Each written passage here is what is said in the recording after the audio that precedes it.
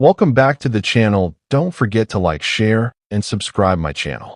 Today we are explore how to create a business brand image using Posterize in Photoshop.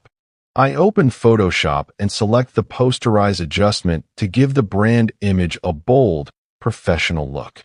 I duplicate the background layer to stay non-destructive. I slowly adjust Posterize levels while observing changes in tones and contrast. Business visuals need calm, confident control.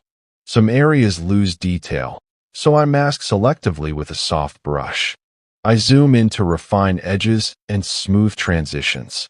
I pick colors carefully to emphasize the business brand message.